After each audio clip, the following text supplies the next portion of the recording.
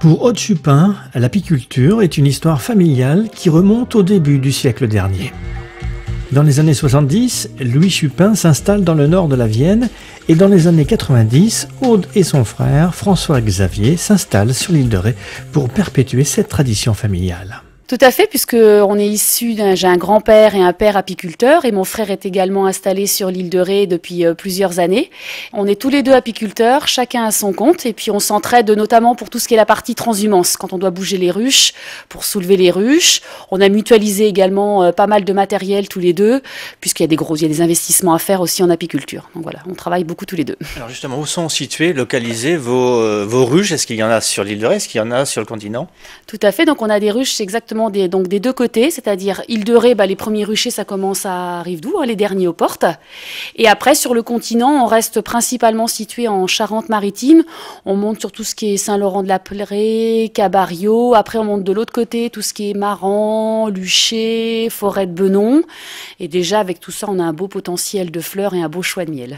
Alors, vu qu'on a grandi tous les deux, mon frère et moi, dans la Vienne, on a eu pendant très longtemps des ruches également dans la Vienne. Maintenant, on n'a plus, parce qu'on habite tous les deux complètement à l'année ici. Et on trouve justement en Charente-Maritime suffisamment de fleurs pour travailler avec nos abeilles. Combien de ruches vous avez plus ou moins? Alors pour ma part à moi, donc j'ai environ 140 ruches en production et on a toujours à côté de nos ruches toute une partie élevage entre 20 et 30 essaims qui vont devenir des futures ruches pour la saison d'après. Le travail de l'apiculteur s'effectue sur toute l'année bien sûr, mais c'est en hiver que celui-ci devient plus limité. Je dirais pas qu'il y a vraiment un plus gros du travail. Il y a un travail très important qui est le travail de sortie d'hiver, vérifier les ruches, savoir si elles ont bien hiverné, si elles ont encore assez de nourriture, si elles sont en forme. Et après, c'est toute la partie, quand la reine va recommencer à pondre, se développer la colonie. Là, ça va être pour nous de faire de l'élevage, en fait, créer des nouvelles ruches. Donc ça, c'est le travail du printemps qui est très intense. Après, on va dire une fois que les essaims sont faits, que les reines sont fécondées, que les ruches se développent, c'est la nature qui fait le reste, puisque c'est les mielés. Donc là, ça ne dépend pas que nous. On essaie d'emmener nos abeilles là où elles ont de quoi manger, mais après, ça dépend surtout du temps, en fait. C'est au printemps qu'on fait la partie élevage des ruches. Alors, on a également, fin mai, une première récolte de miel, qui est la récolte de miel de printemps, qui est suivie très, très rapidement, environ 3 semaines après, de la fin mai, je me trompe, début mai pour printemps et fin mai pour la récolte d'acacia. Voilà. Donc, ça veut dire que l'hiver, c'est là où les ruches ne sont plus en activité, sont au repos. Tout à fait. Et vous aussi? Alors oui et non, parce qu'en fait à la fin de l'été, donc les colonies d'abeilles commencent à diminuer en taille, la reine commence à moins pondre, elle commence à se grapper, à se préparer pour l'hiver. Donc nous au niveau du travail, c'est vrai qu'on a moins de travail en extérieur au niveau de la production du miel, ramassage du miel, entretien des ruches.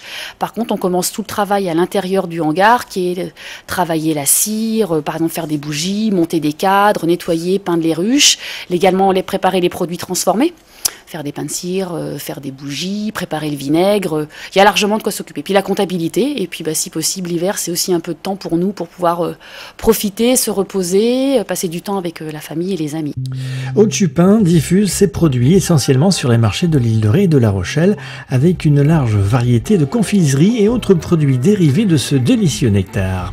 Miel de printemps, miel de l'été, miel d'acacia, miel de fleurs de l'île de Ré.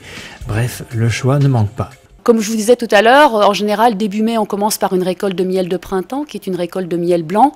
Les crucifères, les arbres fruitiers, les pissenlits, les ravenelles. C'est un miel qui est très très doux. Ensuite, quand tout va bien, parce que c'est une récolte qui est compliquée, on fait donc les miels d'acacia, un miel clair et transparent.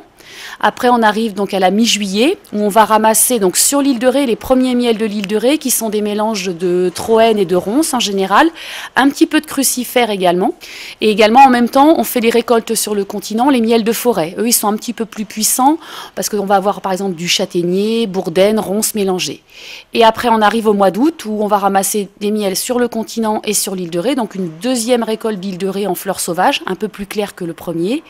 Et après, on aura tout ce qui est les tournesols, les luzernes, les miels de fleurs très mélangés du continent. Et vous vendez donc vos miels essentiellement sur les marchés de l'île de Ré. Et quels sont ceux qui plaisent le plus aux clients? Alors c'est vrai que les miels qui plaisent beaucoup, on est sur un lieu touristique, donc les gens recherchent bien sûr le miel de l'île de Ré parce qu'il est fruité, parfumé, légèrement acidulé. Donc ça ne veut pas dire qu'il est forcément meilleur que les autres. Il n'est pas meilleur, c'est que les gens le recherchent parce que c'est le miel typique de l'île de Ré. Il a quand même un goût unique du fait qu'il soit iodé. Ça donne un goût très spécial au miel puisque les années on fait un peu d'acacia sur l'île de Ré, puisque sur Rivedoux-Sainte-Marie on a des acacias. Quand on fait du miel d'acacia, même l'acacia de l'île de Ré, il a toujours ce petit côté iodé. Après, on a des miels du continent, donc Charente-Maritime, qui en qualité valent tout à fait le miel de l'île de Ré, puisqu'on fait des très bons miels de fleurs. Ceux qui aiment les miels de forêt, on fait des miels très puissants également. Donc on a une belle palette de miel dans la région en fait. Est-ce que vous produisez également des miels qui sont bio ? Alors non, je travaille pas du tout en bio. Je fais attention à l'endroit où je pose mes ruches, sachant que je contrôle pas tout. Ça serait super. J'aimerais vous dire oui, mais c'est pas possible. Mais par définition, est-ce qu'un miel bio existe ou pas ? Alors, il existe une appellation bio au niveau de l'apiculture. Elle est très complexe. C'est pas uniquement un choix d'emplacement de rucher. Je connais un petit peu le domaine de la bio. Après, ça existe. Moi, je travaille pas de cette manière-là, en fait. Si l'on en croit à la revue PLOS ONE, plus de 75% des insectes volants auraient disparu d'Europe en 30 ans. Il faut savoir que la pollinisation des plantes est assurée par les insectes. S'ils disparaissent, les plantes qui dépendent totalement des insectes pour assurer leur pollinisation, comme certains arbres fruitiers, disparaîtraient. D'autres études menées en Europe et au Canada confirment la nocivité des insecticides et pesticides agricoles néocotinoïdes pour les abeilles et autres pollinisateurs. Sur l'île de Ré, le taux de mortalité des abeilles n'a rien d'alarmant. Pour Aude Chupin, apicultrice donc sur l'île de Ré, plusieurs facteurs sont responsables de cette hécatombe. Je pense qu'en fait, depuis les années 80, on a cumulé beaucoup de choses en apiculture. Dans les années 80, on a d'abord le varroa qui est arrivé, qui a fait des destructions absolument massives en apiculture. On a depuis plus de 30 ans également tout un tas de produits, insecticides, pesticides, des OGM qui sont vendus dans le commerce. On ne connaît pas exactement les compositions, on ne sait pas exactement les incidences sur nos abeilles. On a le frelon asiatique. On a le temps aussi, les changements de temps, les changements climatiques qui font qu'il y a beaucoup d'incidences sur nos abeilles. Pour moi, je pense que la mortalité des abeilles, il y a plusieurs causes. Et aussi que d'une région à l'autre, on n'a pas les mêmes problèmes exactement. Par exemple, c'est vrai que nous, sur l'île de Ré, comme je vous disais tout à l'heure, on est relativement protégés par rapport à tout ce qui est insecticides, pesticides. On a un gros problème, par contre, avec le frelon, on ne peut pas le nier. Après, tous mes collègues du continent qui perdent des abeilles, ils ne le disent pas par plaisir qu'ils perdent des abeilles. Donc, ils ont également un problème. Je pense que c'est des causes multiples. Après, il faut arriver à bien cerner le problème, ça c'est compliqué. Comment est perçu ce discours-là face à vos collègues qui sont impactés directement par la mort de centaines et de centaines d'abeilles ? Moi, souvent, on me dit que comme je suis sur l'île de Ré, je suis un peu dans un monde à part, même par rapport à mes ruches du continent, elles ne sont pas très loin en Charente-Maritime. Donc, on n'est pas toujours d'accord, mais de toute façon, en apiculture, on a le droit aussi de ne pas être d'accord, puisque d'un apiculteur à l'autre, même la façon de travailler les abeilles, de conduire les ruchers, on ne travaille pas tous de la même façon.